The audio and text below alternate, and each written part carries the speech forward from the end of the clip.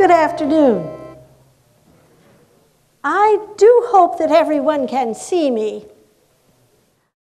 I am never quite certain as to whether I am visible to everyone. For you see, I am what you might call a spirit, an apparition, a ghost. Why, some have even called me an angel. But I prefer to see myself as a messenger. The message I bear is just as important today in your time as it was in my time. During that great conflagration known as the American Civil War. My name is Mrs. Cordelia Harvey. My dear husband, Louis Powell Harvey, was the governor of the great state of Wisconsin during that Civil War. I was born Cordelia Adelaide Perrin in upstate New York, near Buffalo. My father, John Perrin, was a very successful farmer. But he had read about the verdant, rolling farmland in a faraway place called the Territory of Wisconsin. My father decided to purchase land in the Wisconsin Territory. He removed the family to the southeastern corner of what is now the state of Wisconsin. He purchased land on the shores of Lake Michigan, near a small community called Southport. I have since heard that the name of that community has been changed to Kenosha. I was trained as a schoolmistress. I was able to secure a position in a small private school in Southport. And there I met the young, handsome, energetic, ambitious Mr. Louis Powell Harvey. He was the headmaster at the school. I hope you do not think poorly of me, but we fell in love. We were married on November 4th of 1847. We settled there in Southport. Louis seemed content to be a schoolmaster, but he had such great dreams, such ambitions. He decided to seek his fortune in the business world.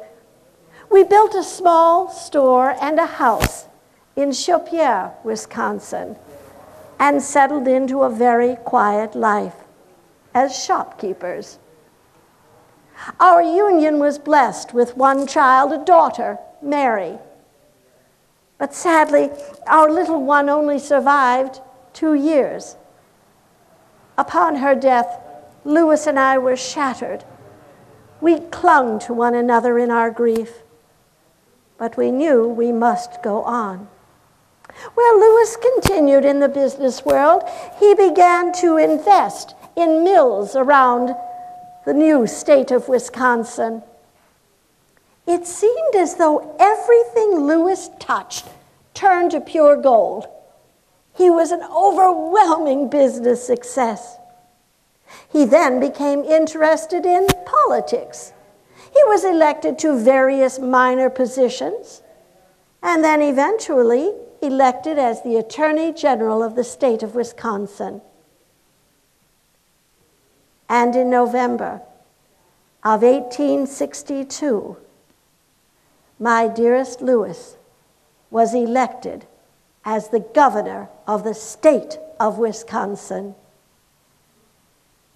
Shortly after his inauguration, it was in April of 1863, a great battle would occur in a place little known to those in Wisconsin, a place called Shiloh, Tennessee. Our brave Wisconsin boys were fighting for the cause of the Union in faraway Tennessee. Within days of the battle, Louis and several wealthy businessmen in Wisconsin decided that it was necessary to take supplies to our dear fighting boys in blue. And Louis, with about 90 other gentlemen, organized the collection of blankets, medicine, clothing, and food for our dear boys. They organized wagon trains, rented flatboats to take those needed supplies to our dear soldiers. Along the way, Louis stopped at many camps and hospitals, cheering the men, bringing them items from home, bringing them medicine and food and clothing, and sometimes, more importantly, a letter from home. Louis traveled with the gentlemen down to Memphis, Tennessee, and then to Shiloh and Pittsburgh Landing. Late one night, the men were unloading one of the flatboats. It was very late on a moonless night. The loading and unloading of the flatboats had to be done at night since there were still very many Confederate units in the area. Louis lost his footing. He slipped into the dark, raging, spring-swollen waters of the Tennessee River. A young physician from Racine, Wisconsin, a Dr. Wilson, reached out his walking stick in an attempt to help the governor, but to no avail. Another young physician from Wilton, Wisconsin, tethered himself to the boat, leapt into the waters in an effort to save the governor. But it was too late. Louis's body had been swept underneath the flatboat. His body was not found for about 14 days, 65 miles downriver. There were some children playing on the bank, and they saw the body. One of the children went back to his father's farm and fetched a slave. The slave came to the riverbank and waded into the water, took the identification papers from the body, and then unceremoniously tossed Louis back into the water. The slave went to his master, Mr. Chatterton. Mr. Chatterton read the identification papers, realizing that this was the body of the governor of the state of Wisconsin. Mr. Chatterton, with several other gentlemen from the area, took a wagon to the riverbank, retrieved the governor's body. Mr. Chatterton took the body back to his farm, had it prepared for burial, placed in a coffin, storing it in the ice house. He contacted the authorities in Madison, Wisconsin. A contingent of Wisconsin infantry officers came to retrieve the governor. Louis was taken back to Madison and given a state burial and interred at the Forest Hill Cemetery in Madison. When my friends gathered around me to tell me of the news of my dearest Louis, at first they spared me the lurid details, but I was lost in my grief. I was rudderless. I had no point, no goal, nothing to live for. Well, there were times when I walked along a riverbank and I looked into those waters and I thought, perhaps it might be best if I shared in Louis's fate. But my faith would not allow such thoughts, and I knew that Louis would not allow such thoughts. I returned to my home. I recall lying there on the bed, weeping for hours. And as the dawn came, I realized what I must do. I must pick up that mantle that was laid down by my husband. I must care for our dear soldier boys. And so I lobbied the new governor, Governor Solomon. I asked that I be appointed to the Western District Sanitary Commission as a hospital inspector. I was appointed. And so my career as a hospital inspector began. And what I found was appalling. These were not hospitals. They were mere tents, some of them without sides, so that the elements might affect our dear, suffering, wounded, and sick soldiers. And the people who cared for our soldiers, they were the dregs of society. Drunkards, women of the street, criminals. They often charged our dear soldiers for a drink of water or even a bit of food. And the bakers who would sell bread to the army, to these hospitals, they would cut their flour, 75% flour and 25% sawdust. And our young men were expected to recover from their wounds and from grave illnesses to be returned to the battlefield. These hospitals, the filth was unimaginable. Hard-packed dirt. Every manner of vermin crawled through those hospitals. Often they would cover the dirt with loose boards, only giving better protection for the vermin beneath. In one hospital, I saw in the corners piled refuse 4 and 5 feet high, all manner of waste, filthy bandages, and often severed limbs. And the stench in these hospitals, as I walked through those narrow aisles, the cots barely an arm's length between. The stench clung in my nostrils. It permeated every stitch of my clothing.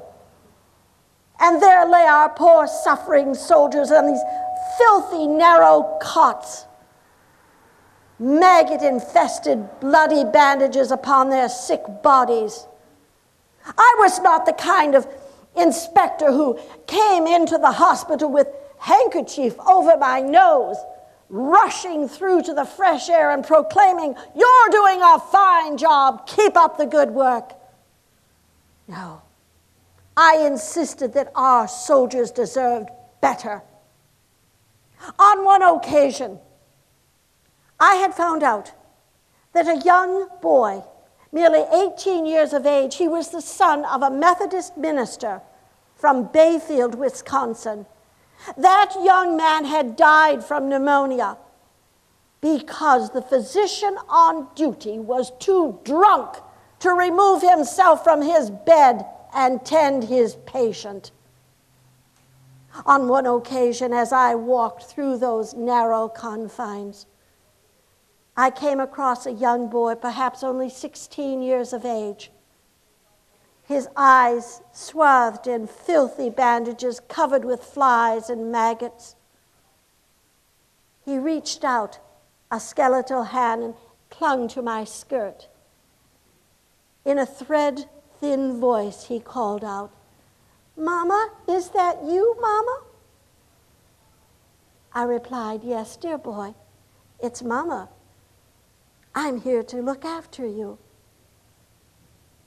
The boy's grip released.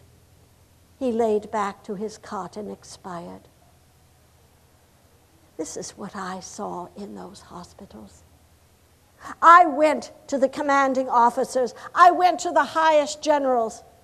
I told them we must make conditions better for our dear soldiers. My plan was that if we were to build hospitals, homes for these soldiers in the north, that we could bring the soldiers to the north and they would recuperate in the bracing northern air rather than in the fetid swamps of the south. But I was told, no. The moment we take those soldiers north, they will desert. I did not believe that. I knew that our boys were true and good and loyal. I knew they would not desert. I went to the highest officers to no avail. I met General Grant, General Sherman, and I was told the same thing. No, the boys would desert. I did not know where to turn. But then I realized I must go to the citizens of the state of Wisconsin, for they are generous and great of heart, and I knew that they would help our boys. And they answered my call. All over from the state of Wisconsin, food and clothing and medicine poured into the Chicago office of the Sanitary Commission. We packed box after box, sending it to our dear boys. I became acquainted with a lady in Chicago by the name of Mrs. Elijah Cook. Her husband was the president of a large bank in Chicago. She convinced her husband that he should become an administrator in the Chicago hospital and in the district commission office. He reorganized everything in these facilities. Soon, with Mr. Cook's help, we were sending 200 of these boxes filled with food, clothing, and medicine every week to our dear fighting boys. And the citizens of Wisconsin, the farmers of Wisconsin, they answered my call. From all over the state, we received food. From Door County, all the way from Bayfield to Bristol, we received jars of cherries. We had a river of cherries flowing to our fighting boys in blue. Sometimes our boys would ask if some more fortifying drink might be sent to them for medicinal purposes, perhaps some brandy or whiskey. Well, we did send that brandy and whiskey, but very often our boys would note that it never made that final destination. And so our ladies solved the problem. They would place the brandy or whiskey within the jars of fruit. Our boys would receive a sweet treat of the fruit and the fortifying drink they had requested. From every corner of Wisconsin, we received goods for our boys. The ladies knitted mittens and socks, for it will not always be summer. The boys will need warm things for the winter. And the ladies, they would organize social circles, collect money by selling baked goods and clothing made at home. Many of the ladies would purchase boxes of medicine such as this, with all of the medicine that a physician might need on a day-to-day basis to help our dear boys.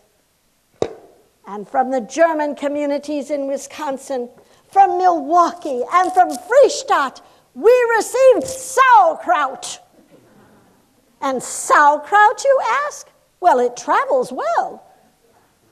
And the doctors noted that sauerkraut would stem the viciousness of a disease called scurvy, a disease in which the hair, the teeth fall out.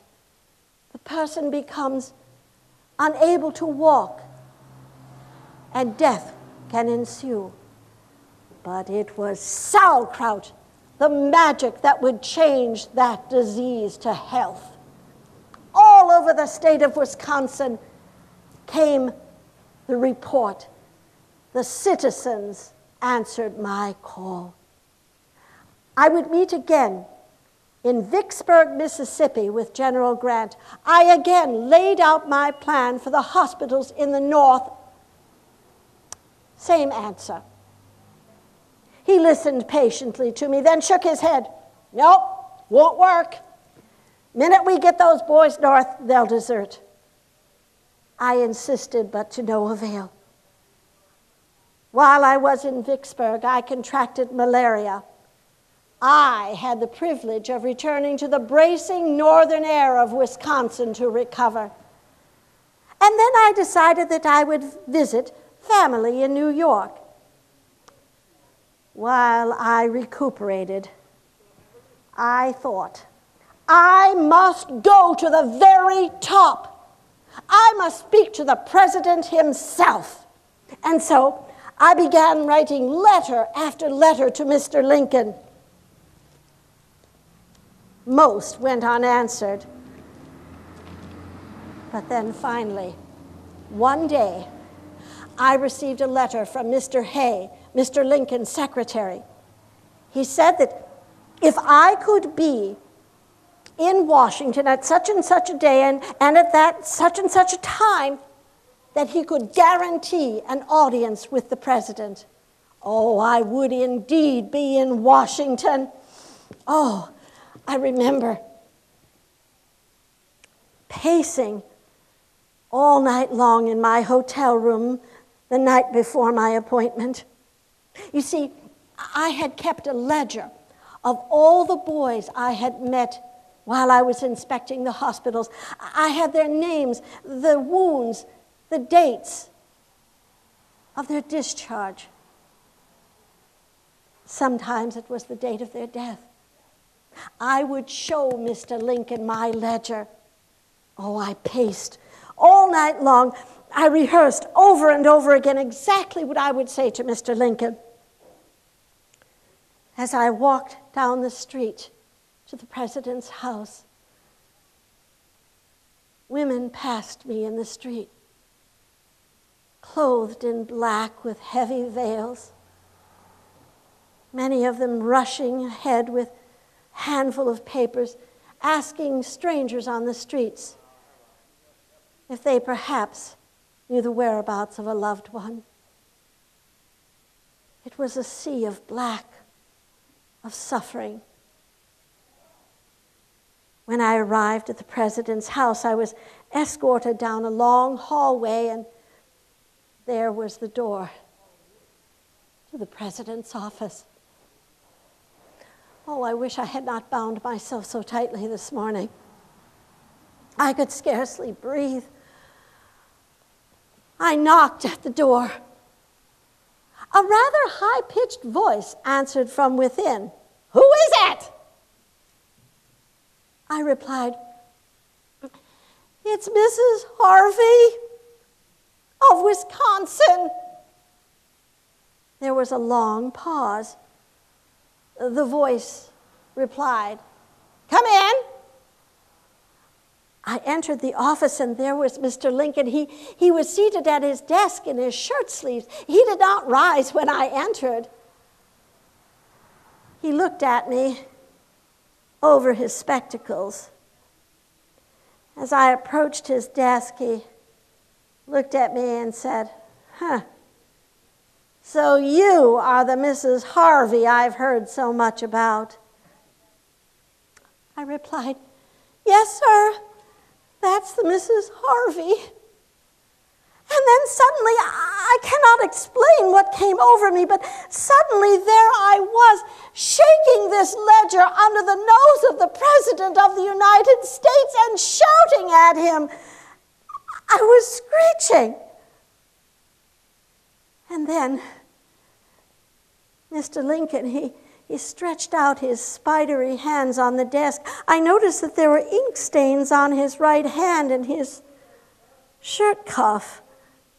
He pushed himself up from the desk, and he went behind the desk to a table covered with papers. He picked up a handful of the papers. He stepped toward me, and then he began shaking those papers under my nose. And he shouted at me, "My dear woman, I do not need you to come in here and tell me about casualties. Every day from the War Office I receive these lists of casualties. You want numbers, you want statistics, I have them. I do not need you to come in here and tell me." Oh, I knew that our interview had ended. I had destroyed any chance of having the president listen to my plan. I began to back out of the room. I was afraid to turn my back to him. I backed to the doorway and I stopped. I looked at Mr. President. He had seated himself again behind his desk, and I said, "Oh, my dear sir, I did not mean to add a featherweight to your already overburdened shoulders. I wish I had stayed at home." Mr. Lincoln looked at me again over his spectacles and replied, "I wish you'd stayed at home too." Oh, as I went back to my hotel, I knew that I had destroyed every chance. But I could not allow to see these boys suffer. I decided that I must keep writing to the president, begging him. Well, I would meet 4 more times with dear Mr. Lincoln. He listened very carefully to my plan. On my last visit with Mr. Lincoln, it was in February of 1865. By then, we had become friends. That day we chatted about, family and friends, acquaintances. And then Mr. Lincoln sat down at his desk and he pulled out a sheet of blank paper. He picked up his pen and he wrote out the executive order for the building of 3 veterans' hospitals in the state of Wisconsin. One on the banks of the Mississippi in Prairie du Chien, one in the capital of Madison, and one in Milwaukee. I had achieved my goal. That day as I left him, he walked me to the door. We stood there for a moment and he looked down at me and said, "You know, you remind me of a little lady who lives upstairs. She won't give up until she gets what she wants." As I left Mr. Lincoln that day and I walked down the hallway, he called to me. I turned and he said, "Now tell me, Mrs. Harvey, you do think me remarkably handsome, don't you?" I replied, "Yes, Mr. President, you are exquisitely handsome." Little did I know that would be the last time that I would see our dear president alive. For in just a few weeks, our dear Mr. Lincoln would be cut down by an assassin's bullet. But I had achieved what I had set out to do. My dear soldiers would be cared for. I returned to Madison, Wisconsin, but I longed for upstate New York, for old friends and family.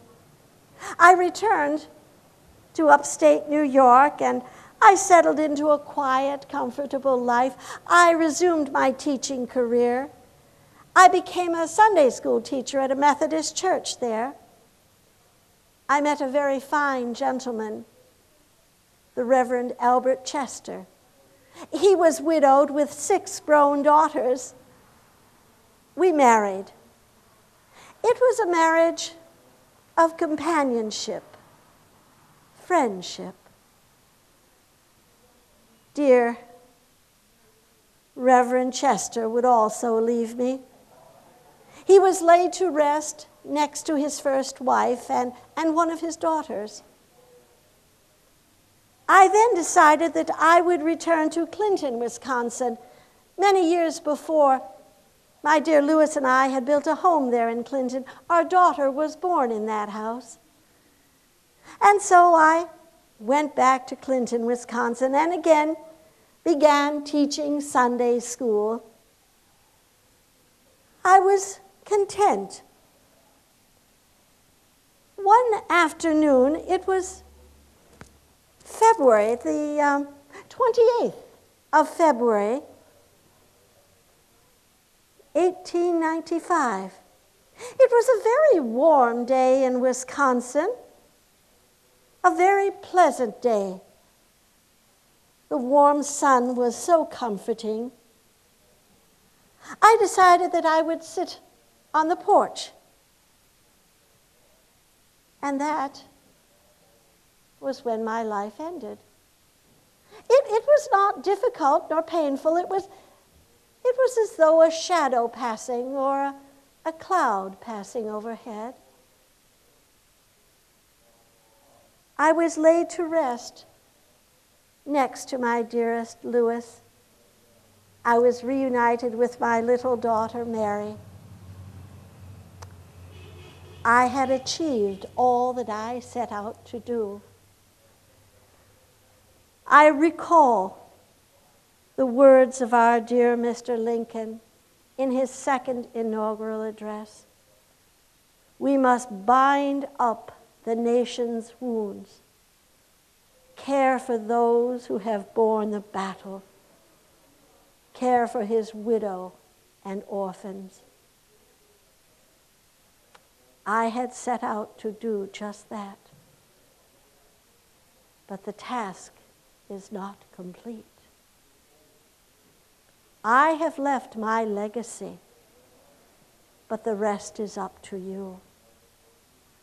For if there is only one soldier in need, one soldier in need of comfort and care, the task is not complete. And I leave that to you. Thank you.